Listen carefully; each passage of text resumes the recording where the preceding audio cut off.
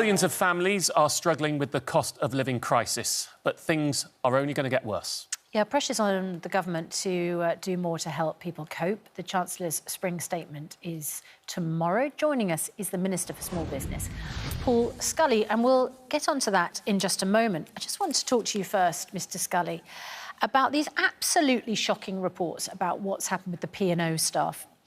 It's a scandal that they were let go in the way that they were sacked on a Zoom call, pre-recorded Zoom call. And now the union claims that replacement staff have been brought in, earning £1.80 an hour. The minimum wage in this country is £8.91. Can you confirm those reports that replacement staff working on, by the way, the route Dover to Calais are being paid less than £2 an hour? Can't confirm it. I was speaking to members of the RMT last night, so I've heard the reports. We're very much looking into it. With the national minimum wage is going up next month to £9.50, the biggest cash increase in the national living wage. But with this, there's always a complexity in maritime law as well. So what we did last year was to change the rules so that more people get national minimum wage when they're at sea, so within UK waters. But there is still a complexity when you're in international waters as well. And that's something we very much want to look into. Is it legal for the company to pay workers £1.80 an hour on the Dover to Calais route? Well, it's when it goes into non-UK waters that it's difficult for us to apply our national minimum wage laws. So that's the complexities of seafarers and maritime workers, which is why we changed the rules to bring in more workers to the national minimum wage. But it's never going to be perfect because of that international aspect of the situation. But surely that when they dock at Dover, they're not in international waters. No, but it's but as I say, it depends on the route. It depends on. But this is the route, the Dover to Calais route. You know, there's no dispute about the route. They're workers who will be at times staying here in the UK, trying to feed themselves here in the UK, trying to get around. £1.80 an hour they here in the UK, and they're being paid less than £2 an hour. If you look at the routes that are solely within the UK, the ones that go between Northern Ireland and GB, for example, then clearly that fits within the UK jurisdiction. It fits within the UK national minimum wage, and there were workers from anywhere around the world that are working on those routes. We brought them in with our recent changes to the national minimum wage structure. In terms of whether they have a UK leg on their journey, it is more complex than that. But we need to look at the situation in the whole, and that's why we've asked for more information. A reminder to viewers: how much did we pay in furlough payments to P&O to cover their staff during the pandemic? Yeah, we did pay millions, and this is what is horrible about this. Is that £10 million. £10 million. It's a double standard, isn't it, Minister, that the company can claim £10 million in furlough for staff, and yet it can then go ahead and sack 800 of them and replace them by agency workers on what people would call exploitative wages. I think you'd agree. I totally agree with you. You know, P&O Ferries, and it's important to remember it's P&O Ferries, not P&O Cruises. So it's get that right. That so you know, if other people are looking at just listening to P&O, that these people, this company, felt close enough to the UK to take that furlough payment to help them through the pandemic, but didn't feel close enough to UK employment law, which led them to that mass callous sacking, as you say, which has left 800 UK workers replaced by cheaper foreign labour. It's just not acceptable. And that's why I've written, alongside my boss, the Secretary of State for Business, to them to demand answers so that we can get the exact details right, to work out the jurisdiction. And we've not held anything back. We will approach, we've reserved the right to approach prosecuting authorities because there are criminal sanctions involved in some of the potential breaches. Well, if the law doesn't apply to those workers, surely you should be asking for the furlough money back. Well, this is, yeah, it becomes difficult because we can certainly ask for it. We can't demand it. That's part of the problem with the way the scheme was set up. It looks like a double standard. It is double standards. I totally agree with you. What we can look at, though, Susanna, is the relationship, which absolutely has changed, needs to change with P&O Ferries and indeed DP World, in terms of future contracts, future relationships with government. That's absolutely, we're absolutely robust on that. And just finally, I mean, you act as if, it's all out of your control. You are a minister in a government which can introduce legislation to change the law on this. We can, and we'll obviously look at that, but that's not going to help the 800 workers now, and that's first and foremost at my thoughts. So I want to make sure that P&O Ferries, if they had any decent business sense, because I can't see how it's good for them business-wise, long-term as well. They need to get back to the table with the unions and workers to explain themselves more thoroughly. When Labour introduced the bill to ban fire and rehire last year, did you vote for that bill or against it? Well, there wasn't actually a vote on it, but there's two things about that. First of all, the bill, as announced by the person proposing it, Barry Gardner, as he explained it, would not have banned fire and rehire in its entirety. But this wasn't fire and rehire because there was no option for those 800 people to be rehired. This was just fire.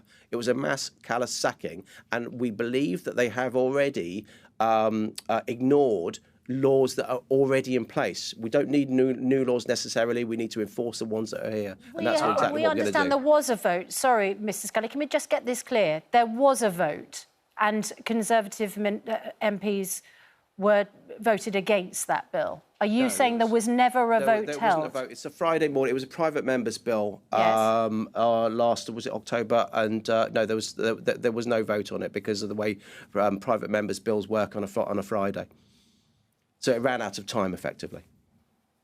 And if we check that, you're telling the truth about that vote? Because we've put that to other ministers who've confirmed that they voted against it. Well, no, I mean, I spoke at length with Barry Gardner on that Friday. So unless there was another motion, there might have been an opposition motion on it. But in terms of that legislation that Barry Gardner proposed, there was no vote on that.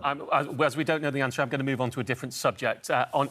You're part of the Ministry for Business and Energy. I'm giving evidence later today to the Business and Energy Select Committee on Energy.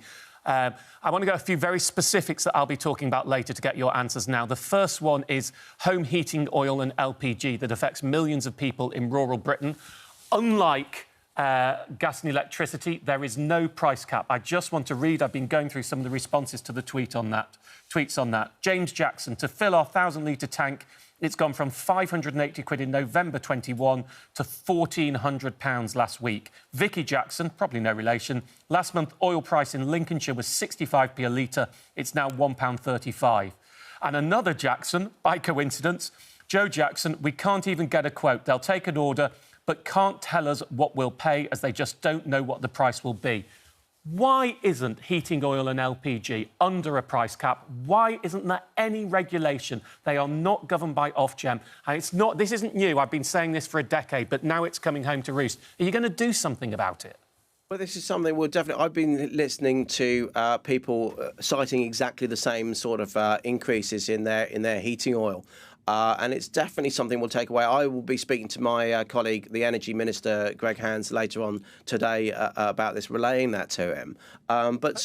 We absolutely want to make sure that we're leaning in primarily to domestic consumers, first of all, to tackle these kind of areas which aren't covered by the price cap. But there's also small businesses, which comes under my portfolio, who also have real pressures at the moment. We want to make sure we can see what more we can do to support them through this. It's nice to hear you nod and agree, but this problem has been around a decade. There are many holes in the price cap. There are people in home heating networks where they are actually getting domestic gas and electricity, but because it's supplied centrally, it's a business tariff. There's nothing going on there. We've got a spring statement tomorrow. I presume I shouldn't be expecting any help for people on heating networks or on heating oil or LPG in the spring statement tomorrow. If you're asking, you're only going to go and talk about it today. Not new. I've given evidence on this years ago, to be honest. No, Martin, I mean, you'll be giving your evidence. I'm not the Energy Minister. I'm not the Chancellor. So what the Chancellor does tomorrow is he will be be looking at the public finances as a whole. He's already said that he's not able to help absolutely everybody, but he always tries to flex and work through what more he can do, given the holistic view on public finances. He's proved that he will flex over the last 2 years. I've no doubt he will be able to flex given the extraordinary circumstances that we're in with these headwinds coming in from many different areas around on global issues. But I can't give you any advanced on what the Chancellor is saying because obviously he's keeping that close to his chest. What you can do, though, is within your department, we need proper regulation that just does not exist in heating oil and LPG. Now, you did mention small business. It's not something I cover in my day job, but small businesses are being crippled by electricity bills. Even schools are struggling because of the huge cost of heating the buildings, especially when they're trying to keep windows open due to COVID. You are the small business minister. What are you going to do to protect small businesses from the huge rise in energy bills that could affect people's jobs when they can't afford to employ them anymore? Well, I think what we need to do is look at other measures because it's really difficult actually to target something specifically on them in the short term. But there are more levers we can pull to support businesses in other ways, and that's again something that I've spoken to the Chancellor reflecting what hospitality businesses, retail businesses, and other small businesses have been telling me. Whether it's about taxes like VAT, business rates, and these kind of things that have been reduced for some time. He knows what is going on the ground, and we'll see what happens tomorrow. Well, thank you very much. It's interesting, isn't it? You have a voice, you put it forward, you're a minister, but you're still waiting to hear what's going to happen tomorrow, like the rest of us, by the sound of it. Yeah. I've just used that time, Mr Scully, if you'll forgive me, just to look up what happened with the fire and rehire bill. I just came across this article from one of the newspapers at the time. Ministers have scuppered a Commons bill that would have stopped the practice of companies firing staff and then rehiring them on worse pay and conditions, saying that while they oppose such actions, legislation was the wrong way to respond. The decision prompted anger from opposition parties and unions, with the TUC saying the government had chosen to side with bad bosses. One minister spoke for more than 40 minutes in the chamber, ensuring the private member's bill ran out of time and would not progress beyond its second reading. The minister, Paul Scully. You're the person who spoke so long, the legislation then ran out of time to be considered further. Was two things. First of all, I could have spoken for 5 minutes. That it was still run out of time on that Friday. But I'm afraid it's TUC that have written that that have put that article in there. Clearly, that's going to be a slanted agenda. Secondly, as actually, I say, while the quote is from the TUC, the article is from the Guardian. The TUC say you are siding with bad bosses. If I can finish then, if I can answer the question. First of all, I could have spoken, as I say, for 5 minutes. I didn't speak anywhere near as long as Barry Gardiner, the proposer of the bill. Barry Gardiner himself said that he would not have banned fire and rehire, but that even though that was to the campaign that he ran alongside that. But what the bill would have done, it would have actually meant that a lot of businesses that needed to restructure in a fair way because of the financial situation they were in would not have been able to do so as flexibly. So likely it would have led to more job losses at the end of the day. I'm more about protecting jobs so that people can actually be still in work and look for other jobs or actually have that negotiating position rather than summarily sacked, which is what we saw yesterday. And if that bill had come through, I suspect you would have had more behaviour like P&O, not less. Are you going to introduce your own legislation so that you're on the side of the good employees and not the bad bosses? Yeah, what we're looking at the moment is ways. We've already strengthened the guidance through ACAS, who look at this. We're also seeing what more we can do around that area. Now, for the Labour Party, for the Guardian, for the TUC, that won't sound strong enough. What that actually does, it means if a business goes through the process of fire and rehire and it's found against them at an employment tribunal, they will have to compensate. That will be the compensation that they'll have to pay will be taken into account. It'll become far more expensive to do the wrong thing. That in itself is a powerful deterrent. It's a shame we didn't do that in time to help the P&O Ferries workers. But it wouldn't have actually necessarily happened, Susanna, because of the international jurisdiction. That's why we're trying to get the answers. Paul Scully, thank you very much indeed for your time this morning.